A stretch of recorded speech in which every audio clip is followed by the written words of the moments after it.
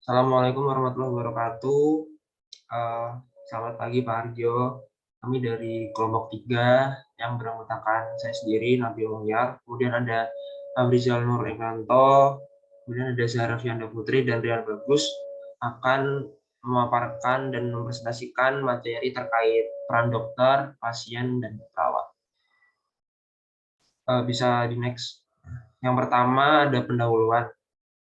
Dalam kehidupan bermasyarakat, peran seorang individu menjadi hal yang wajib ada dalam setiap lapisan atau kondisi masyarakat tertentu. Begitu juga dengan bidang kesehatan, di mana seorang individu di sini juga memiliki perannya sendiri-sendiri agar fungsi dan hakikat dalam bidang kesehatan ini dapat berjalan dengan baik. Dokter, perawat maupun pasien memiliki fungsi dan perannya sendiri.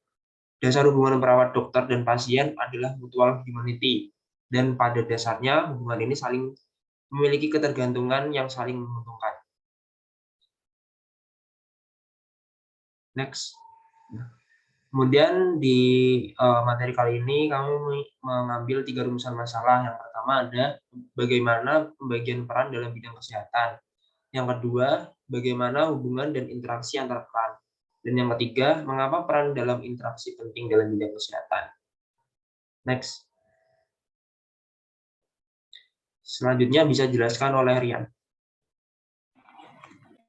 Baik, sebelum kita lanjut ke materi utama, kita harus mengetahui apa sih itu peran. Nah, peran merupakan suatu rangkaian perilaku yang diharapkan dari seseorang berdasarkan posisi sosial orang tersebut, baik secara formal maupun informal. Menurut Suryono Sukanto tahun 2009, peran merupakan suatu pekerjaan yang dilakukan sesuai dengan status yang disandang oleh seseorang. Sedangkan menurut Kat dan Khan, peran merupakan suatu tindakan yang dilakukan oleh seseorang berdasarkan karakter dan kedudukannya.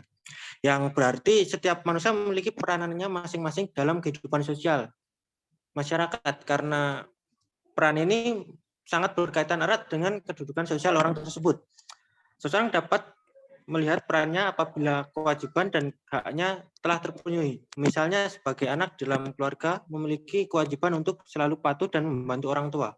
Di samping itu, kita juga mendapatkan kasih sayang dan dukungan penuh dari orang tua. Terus yang selanjutnya, jenis peran menurut Suryono Sukanto tahun 2009. Yang pertama yaitu peran aktif. Di mana peran aktif yaitu peran seseorang yang secara penuh dan aktif berkontribusi dalam suatu organisasi. Yang kedua yaitu peran partisipatif, di mana peran yang dilakukan oleh seseorang pada saat tertentu saja atau secara partisipan. Yang ketiga yaitu peran pasif, di mana peran yang dilakukan secara tidak langsung oleh seseorang. Terus yang selanjutnya yaitu peran dokter. Beberapa dari kita mungkin pernah bercita-cita untuk menjadi seorang dokter karena kita melihat bagaimana peranan dokter tersebut yang sangat luar biasa di bidang kesehatan.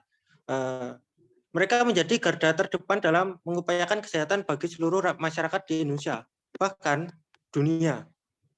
Lalu apakah peran dokter hanya sebatas mengobati pasien yang sedang sakit saja? Tentu saja tidak, karena pada dasarnya ada konsep yang disebut sebagai the five star doctor. Di dalam konsep tersebut, dokter diharapkan mampu memiliki peranannya yang selanjutnya yaitu peran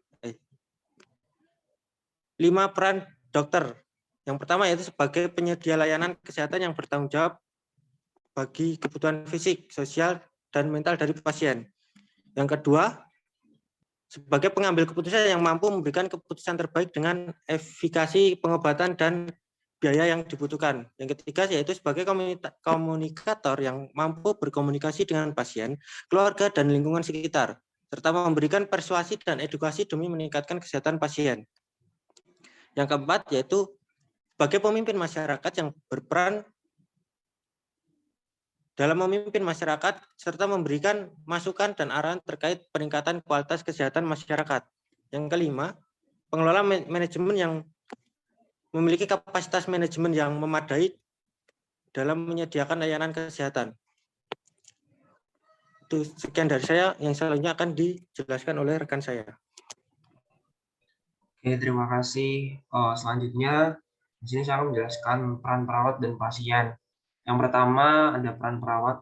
Perawat sendiri itu adalah orang yang dididik menjadi tenaga paramedis untuk menyelenggarakan perawatan orang sakit atau secara khusus untuk mendalami bidang perawatan tertentu. Perawat merupakan salah satu komponen penting dan strategis dalam pelaksanaan pelayanan kesehatan.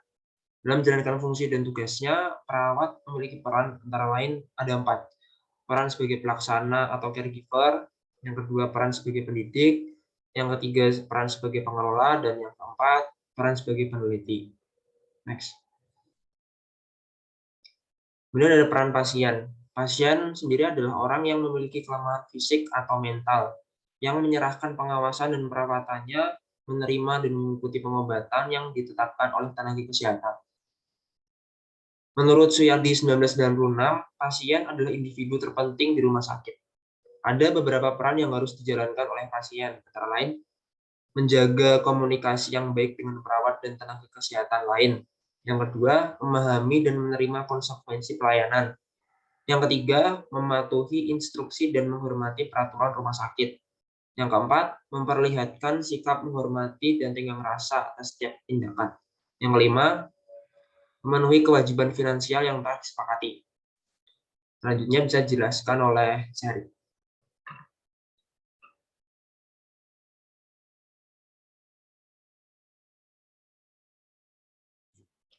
Baik, kemudian materi yang selanjutnya di sini adalah interaksi antar komponen. Jadi interaksi sendiri ini merupakan hubungan timbal balik, baik orang per orang maupun kelompok-kelompok melalui proses komunikasi yang membawa pada proses kerjasama. Jadi interaksi yang akan dimaksud di sini yaitu ditujukan untuk para dokter, perawat, ataupun pasien yang seharusnya mampu membina komunikasi dengan baik. Jika menurut Samsuri Jalzauzi dan Supartondo di tahun 1950, ini terdapat 3 pola komunikasi antara dokter dengan pasien. Yang pertama di sini ada pola aktif-pasif, yaitu di sini pasien bersifat pasif dan hanya melakukan sesuatu yang diperintahkan oleh dokter. Kemudian yang kedua ada petunjuk kerjasama, dan yang terakhir adalah kerjasama. Jadi dalam hubungan antar komponen, ini yang paling penting ini adalah komunikasi. Mengapa komunikasi itu penting? Karena ini menyangkut timbal balik baik antara dua pihak ataupun antara dua belah pihak. Maka dalam hal ini keterampilan berkomunikasi harus dimiliki oleh setiap komponen. Jadi di sini antara dokter, perawat, dan pasien ini harus memiliki komunikasi yang baik. Di mana dokter di sini diharapkan mampu membangun kerjasama dan interaksi dengan perawat dan pasien ataupun keluarga. Perawat di sini juga diharapkan mampu membangun interaksi atau komunikasi dengan dokter dan juga pasien ataupun keluarga. Sementara pasien atau keluarga ini juga diharapkan mampu membangun komunikasi dengan perawat sebagai pengasuhnya. Jadi memang hubungan kerjasama tersebut ini otomatis akan dengan sendirinya terkait dengan masalah hak dan juga kewajiban, di mana dokter di sini akan melayani konsultasi dan juga pengobatan pasien, kemudian perawat akan memeriksa ataupun menganalisis pasien, dan pasien di sini akan mematuhi instruksi dari para dokter ataupun perawat gitu. Jadi komunikasi memang menjadi hal yang sangat penting dalam kegiatan penanganan pasien, karena jika tidak ada interaksi ataupun komunikasi yang baik, otomatis akan terjadi ketidakseimbangan yang nantinya akan menyebabkan konflik karena tidak tercapai tujuan dari pengobatan ataupun pelayanan itu sendiri.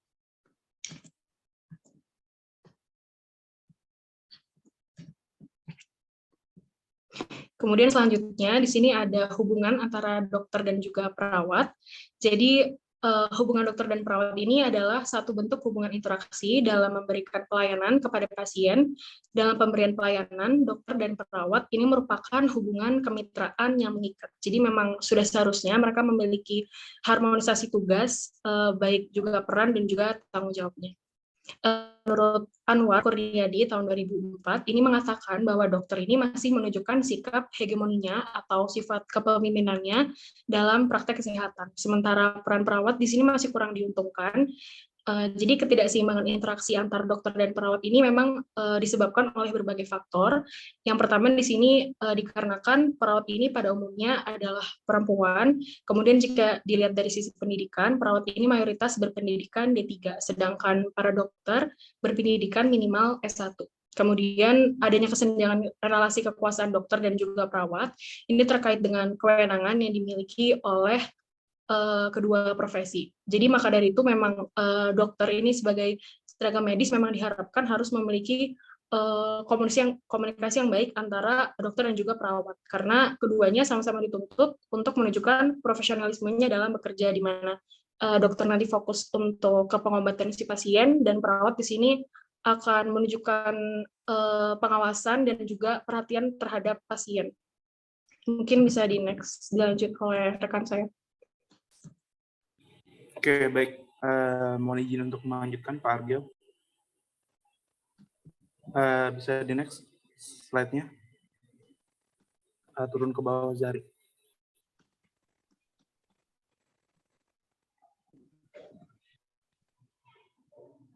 Satu lagi. Oh ya, itu. Oke. Hubungan antara dokter dan pasien ini memang dalam kategorinya adalah hubungan yang saling ketergantungan ya. Di mana mungkin kita sadari bahwa pasien, sebagaimana pasien, berarti datang ke dokter adalah dengan tujuan untuk kepentingannya pribadi, dan begitu pun dokter ya karena profesi tentunya juga berhubungan dengan adanya mata pencaharian. Nah, jika ditelah secara mendalam, hubungan antara pasien dan dokter dikenal sebagai transaksi terapeutik.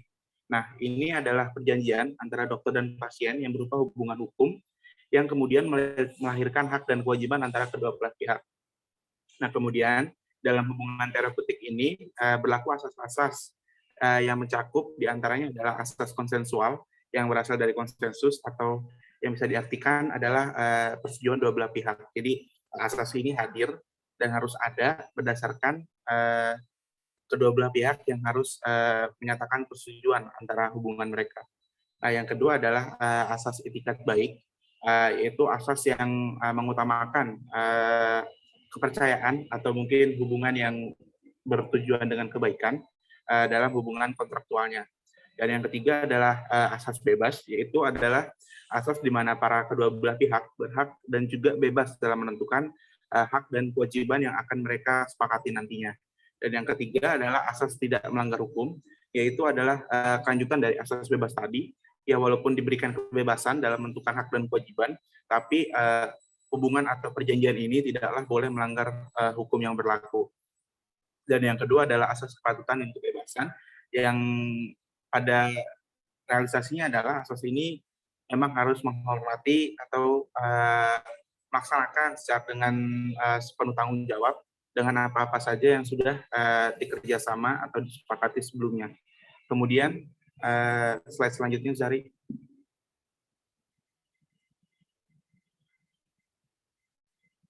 Oke, kemudian tentunya dokter tidak bisa bekerja sendiri ya dalam memberikan pelayanan terhadap masyarakat.